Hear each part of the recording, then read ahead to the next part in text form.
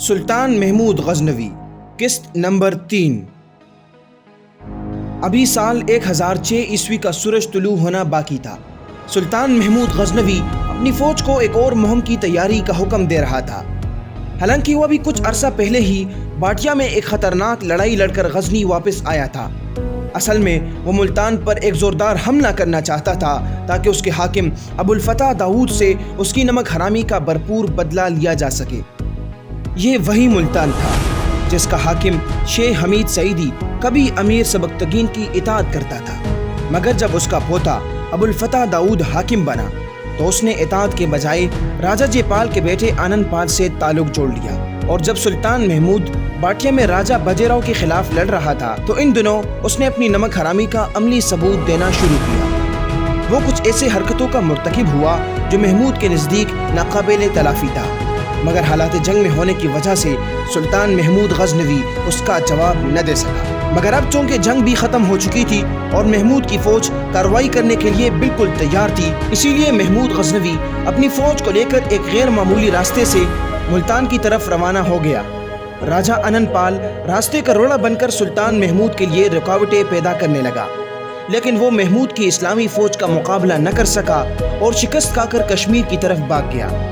ایک مورخ کے مطابق جب ابو الفتح کو محمود کی روانگی کی خبر ہوئی تو اس نے گھبرا کر راجہ آنند پال کو محمود کے عزائم سے باخبر کر دیا اور اس سے مدد کی درخواست ظاہر کی۔ راجہ آنند پال نے اس بار جاہلانہ دلیری سے کام لیتے ہوئے لاہور سے پشاور پہنچ کر اپنے لشکر کو اسلامی فوج کے روکنے کے لیے روانہ کر دیا۔ آنند پال کی اس حرکت سے سلطان محمود بہت غضبناک ہوا اور اپنے لشکر کو حکم دیا کہ پہلے آنند پال کا مقابلہ کیا جائے اور اس کے ملک کی اینٹ سے اینٹ بجائی جائے۔ سلطان کے بہادر سپاہیوں نے اس حکم کی تعمیل کی اور بڑی بہادری سے آنند پال کے مقابلے پر نکل آئے اور ایسی چاہت اور سرپروشی سے لڑے کہ دشمن کی فوج کو بدحواس اور منتشر کر دیا۔ جب آنند پال نے اپنی فوج کا یہ حال دیکھا تو وہ جان بچا کر فرار ہو گیا۔ اب سلطان محمود غزنوی اپنے اصل مقصد یعنی ملتان کی طرف روانہ ہو گیا۔ جب ملتان کے حاکم ابو الفتح نے یہ دیکھا کہ محمود کا مقابلہ کرنے میں ہندوستان کے سب سے بڑے راجہ آنند پال کا یہ حشر ہوا تو اس نے اپنی خیریت اسی میں دیکھی کہ قلعہ بند ہو کر بیٹھے رہے، لہٰذا اس نے اسی پر عمل کیا اور سلطان محمود کی خدمت میں معافی کی درخواست پیش کی اور اس بات کا وعدہ کیا کہ وہ ہر سال 10,000 اشرفیہ سلطان کی خدمت میں پیش کرے گا۔ سلطان محمود نے ابو الفتح کی اس درخواست کو قبول کر لیا اور محاصرے کے 8 روز بعد ان شرائط پر صلح کر کے واپسی کا ارادہ کیا۔ سلطان ابھی سوار بھی نہ ہونے پایا تھا کہ حاکم ہرات ارسلان جاذب کے تیز رفتار قاصد سلطان کی خدمت میں حاضر ہوئے اور اسے ایلک خان کے حملے اور اس کے غارت گری کی خبر سنائی۔ سلطان نے جب یہ خبر سنی تو اپنے لشکر کو لے کر بڑی تیز رفتاری کے ساتھ غزنی کی طرف روانہ ہو گیا۔ ناظرین، سلطان محمود غزنوی اور ایلک خان کے درمیان کئی عرصے تک خلوص اور محبت کا رشتہ قائم رہا اور اس رشتے کو خسرو دامادی کے طالب نے اور بھی زیادہ مضبوط کر دیا۔ یعنی سلطان محمود غزنوی نے ایلک خان کی لڑکی سے شادی کر لی، لیکن کچھ عرصے بعد محبت اور خلوص کو دشمنوں، فساد پھیلانے والوں اور چغل خوروں نے دشمنی میں بدل دیا اور کچھ ایسا بدلا کہ یہ دونوں دوست ایک دوسرے کے جان کے دشمن بن گئے۔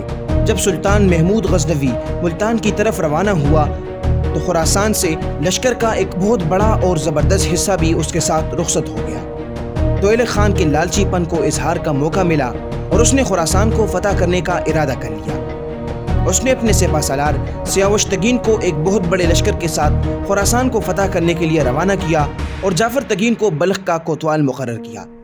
ہرات کے حاکم ارسلان جاذب نے جب یہ خبر سنی تو فوراً غزنی کی طرف روانہ ہوا تاکہ وہاں پہنچ کر دارالسلطنت کی حفاظت کی جا سکے، کیونکہ خراسان کے بہت سے امرائے سلطنت محمود کی اس طویل غیر حاضری سے طرح طرح کے شک و شبہ میں مبتلا ہو گئے تھے، اس لیے انہوں نے ایلک خان کی اطاعت قبول کر لی۔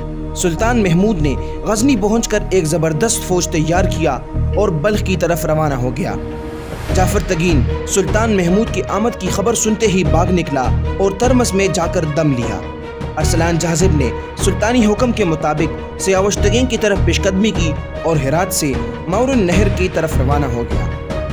ایلک خان نے چین کے بادشاہ قدر خان سے مدد کی درخواست کی، جس کی بدولت قدر خان 5000 سوار لے کر ایلک خان کی مدد کے لیے چلا آیا۔ اس نئی مدد سے ایلک خان کی ہمت اور بھی بڑھ گئی اور وہ قدر خان کے ساتھ دریائے جیجون کے پار اترا اور بلخ سے 4 کوس کے فاصلے پر سلطان محمود غزنوی کے لیے رک گیا۔